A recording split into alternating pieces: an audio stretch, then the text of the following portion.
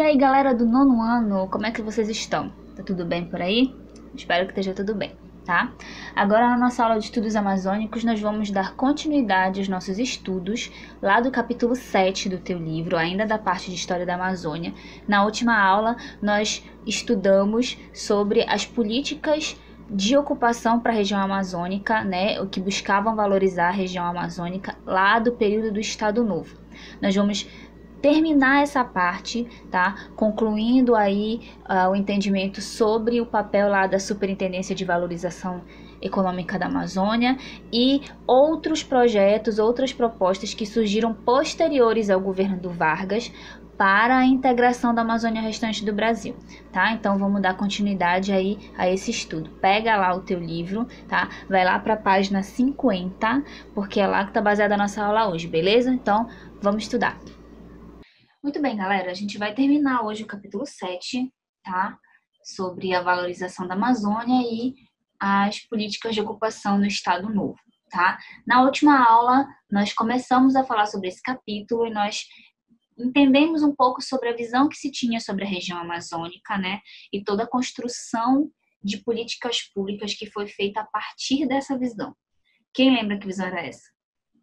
Muito bem, a de vazio demográfico, exatamente. É isso aí, tá muito inteligente, olha, te admiro, tá? Hoje a gente vai terminar, tá, esse capítulo entendendo um pouco, né, sobre a busca por integração e desenvolvimento da Amazônia, que vai ser motivada justamente por essa visão de vazio demográfico, tá? Não esquece isso, tá? Não esquece essa nomenclatura, essa ideia do que é o vazio demográfico, porque você vai ver a gente repetir um pouco, né? Um pouco, para não dizer muito, na verdade, né? Sobre isso no decorrer das próximas aulas, porque essa é uma visão que vai realmente permear toda a construção de políticas públicas para o nosso estado, para a nossa região, desde Vargas até o governo durante o período da ditadura militar ali, tá? Muito bem. Nós vimos também sobre a Superintendência do Plano de Valorização Econômica da Amazônia, que essa sigla é difícil pra caramba de dizer, tá? Chuta aí, não sei como é que se diz isso, né? Espévia, parece nome de birita. Tá? Então, melhor dizer superintendência. Quando eu chamar de superintendência, tu já sabe o que é isso aqui, tá? Então, Superintendência do Plano de Valorização Econômica da Amazônia. Foi um órgão criado pelo governo de Getúlio Vargas para pensar em políticas públicas, em projetos para cá, para nossa região, né? E tinha uma meta muito específica, tá? Tinha uma meta muito específica, muito clara, tá? Que era de tornar a agricultura o mais importante meio de ocupação da nossa região. Essa superintendência, ela vai agir, né? Esse órgão, ele vai agir justamente na intenção de ocupar a região. Nós vimos isso na última aula, esse interesse em ocupar, essa preocupação em ocupar, tá? Que não era uma preocupação recente, muito pelo contrário, uma preocupação bastante antiga, desde lá do período colonial, você já tinha essa preocupação, tá? Então, o Vargas, enquanto presidente, tanto no primeiro mandato quanto no segundo, ele traz essa mesma preocupação, né, com relação à região amazônica, a preocupação com a ocupação da região. E aí ele cria esse órgão, essa superintendência, que vai implementar o primeiro plano quinquenal de valorização econômica da Amazônia, tá? Só para lembrar, ele tinha esse nome porque, em tese, era para ele ter sido cumprido, né, em 5 anos, que era justamente o período do governo, né, do Vargas. E qual o objetivo desse plano? Como nós já falamos, tornar a agricultura o mais importante meio de ocupação. Então, a ideia era incentivar que as pessoas viessem para cá, por isso lá o lance da Marcha para o Oeste, por isso a criação das colônias agrícolas nacionais, tá? Para que as pessoas viessem para cá, se fixassem aqui e tornassem a Amazônia produtiva por meio da prática agrícola, tá? Lembra, a ideia, a principal atividade econômica exercida pelas pessoas, né, aqui na Amazônia era o extrativismo. Mas o extrativismo ele era visto como algo atrasado, retrógrado, né, quase como se ainda fosse do período colonial. tá? Então, era necessário modernizar, e a modernização ela viria justamente com a implementação de técnicas agrícolas, porque mesmo a agricultura que era praticada aqui na Amazônia na época, ela era considerada um tipo de agricultura ainda atrasada, né? Meio parecida com a que os indígenas praticavam. Então, isso não era visto com bons olhos, não era visto como algo moderno, tá? E aí, essa superintendência, né? Ela vai estimular e patrocinar centros de ensino e de capacitação de jovens da Amazônia. Isso é um ponto importante, tá? Por quê? Porque se tinha, né, a ideia, né, o objetivo de tornar a agricultura como a principal atividade econômica aqui, sim. Mas, ao mesmo tempo, né, era uma proposta também do governo federal naquele período, através dessa superintendência, criar centros de pesquisas, criar centros de ensino dentro da própria região, para que a própria população pudesse ter, né, esse desenvolvimento e essa mudança de visão sobre a região, tá? E aí é interessante porque é justamente nesse período, tá, que você tem aí o primeiro estudo detalhado, tá? Aerofotogramétrico. O nome é esse mesmo, grandão bem aqui embaixo, tá vendo? Aerofotogramétrico da região. O que é esse estudo, tá? Ele é um mapeamento aéreo, tá?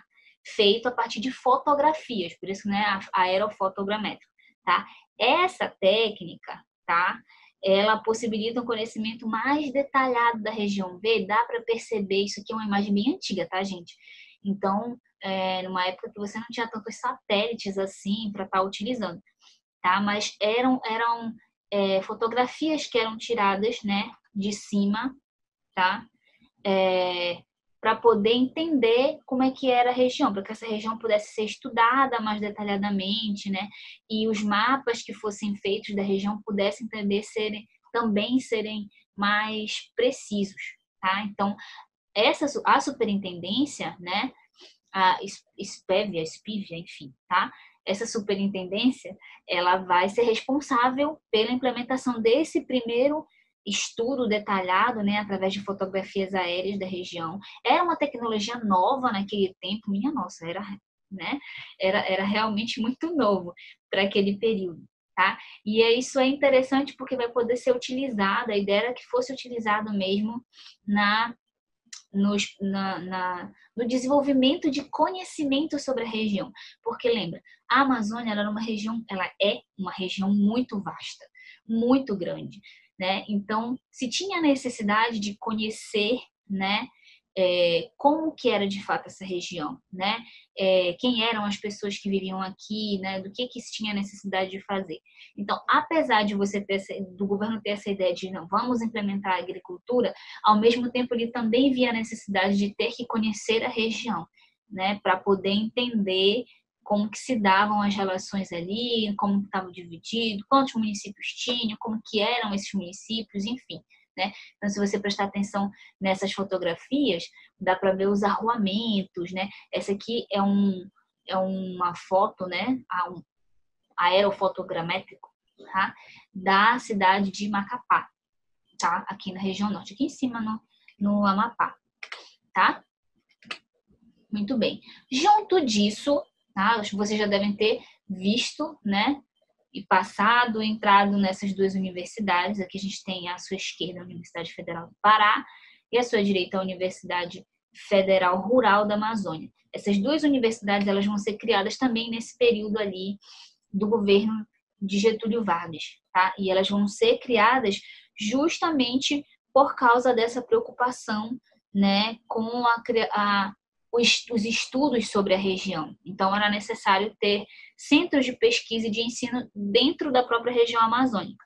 Daí a criação da UFPA, né, da Universidade Federal do Pará, e da Escola de Agronomia, tá? Porque era assim que era chamada.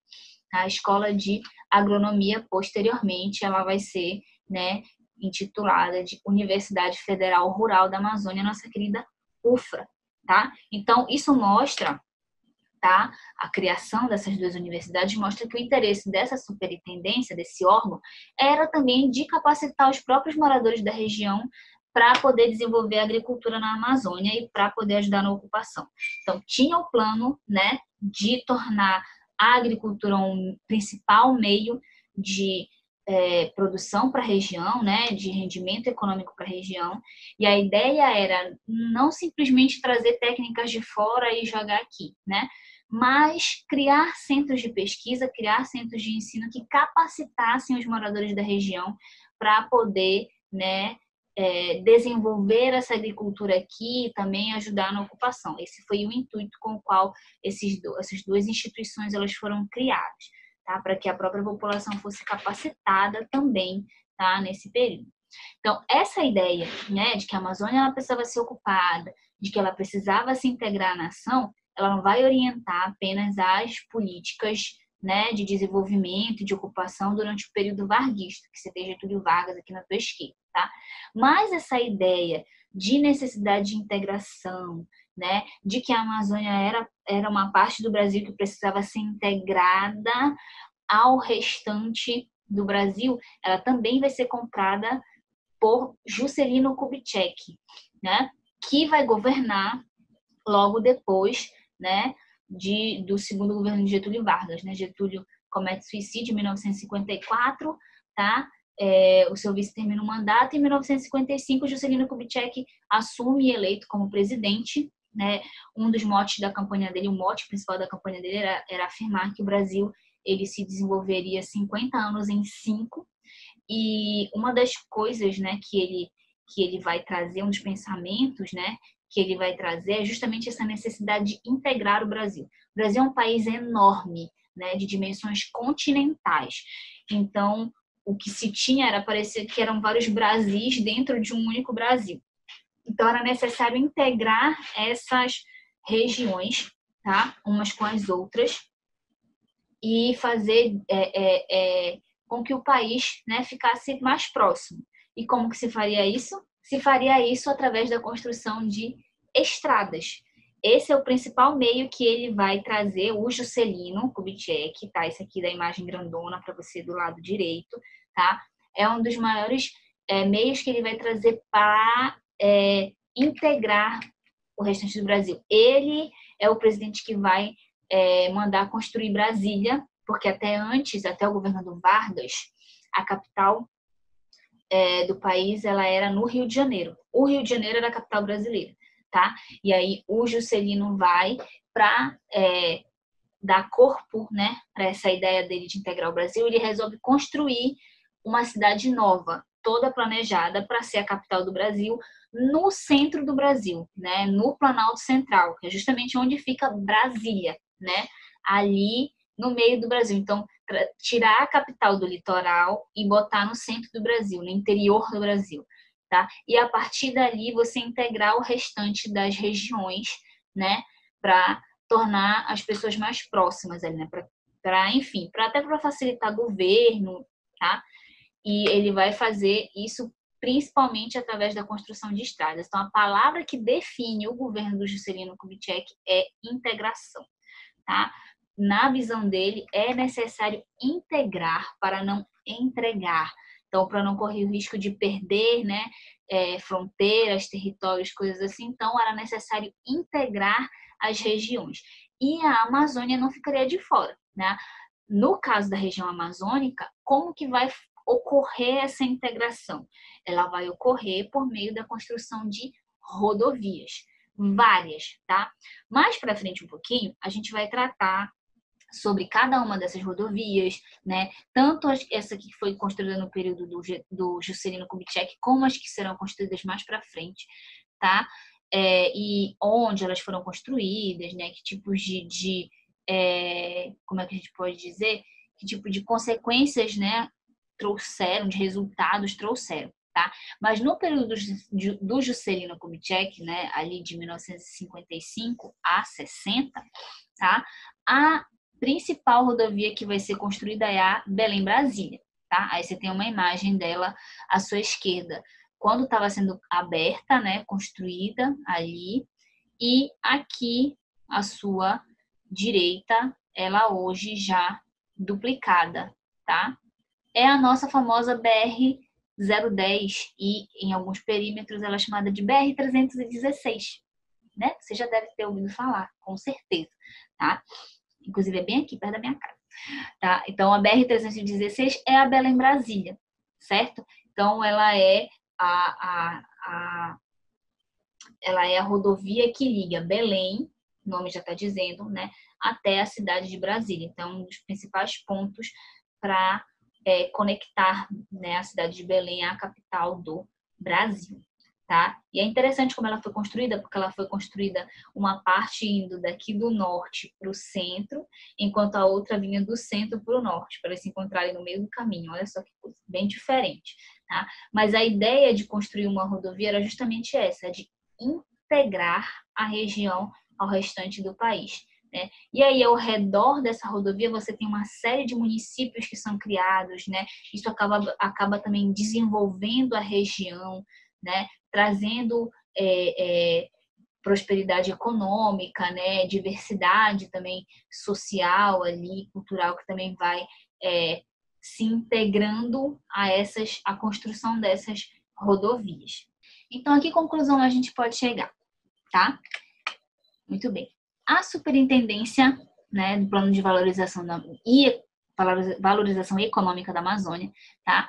Ela procurou investir tanto em tecnologia, né, com lá os estudos aerofotogramétricos, te desafio a dizer aerofotogramétricos rápido 3 vezes, tenta aí, tá? Então, ela vai investir nessa tecnologia, ela vai investir na produção de técnicas e de conhecimento na região amazônica, tá? Tanto que vai investir na criação de universidades locais, tá? Para que as próprias pessoas que moram na região possam desenvolver conhecimento, né? E também trazer conhecimentos de fora que possam ser adaptados à nossa região, tá? Segunda, a ideia de ocupar e de integrar a região da Amazônia ao restante do Brasil, ela não para no governo do Vargas, tá? Tanto lá de 1930 quanto de 1950, tá? Mas ela também vai ser base para o governo do Juscelino Kubitschek, do JK, tá? Tanto que ele vai investir principalmente na construção de rodovias que conectem a região amazônica, tá? Que integrem essa região ao restante do Brasil.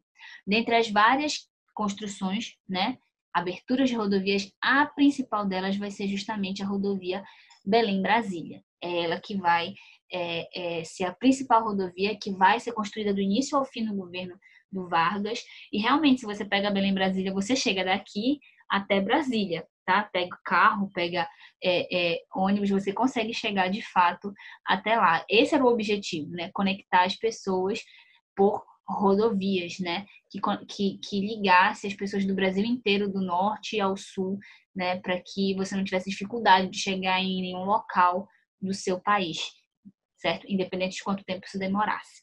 Beleza? Muito bem. Na primeira parte da aula, você só teve que fazer o exercício da página 51, né? Agora você vai fazer a parte da atividade que está na página 52, tá? Você vai ter que escrever um texto pequeno aí, mais um texto, tá? Em que você vai ter que falar sobre justamente a forma como a região ela era percebida pelos governos federais, né? Desde lá 1930. Então, lá no começo do governo Getúlio Vargas, segundo governo e até o governo de Juscelino Kubitschek. Tá? Você vai fazer isso numa folha separada, não aqui no livro, tá? Porque lembra que essa folha do livro não é muito legal de você escrever, ok? Não precisa botar o comando da questão, claro, tá? Mas você tem que botar o texto, botar seu nome direitinho para eu poder identificar, né? Quem foi que fez, senão para quem que eu vou dar o ponto, né? Para você ou para o Gasparzinho, o fantasminha camarada. Então, eu preciso saber quem foi, ok? Beleza? Então, faz o exercício, aproveita que a matéria tá aí bem nova na tua cabeça, não vai deixar para protelar e fazer depois quando tu já vai ter esquecido tudo que eu falei aqui, tá? Então pega, vai estudar, beleza? Até a próxima, fiquem com Deus e se cuidem, tá bom? Um beijo e tchau!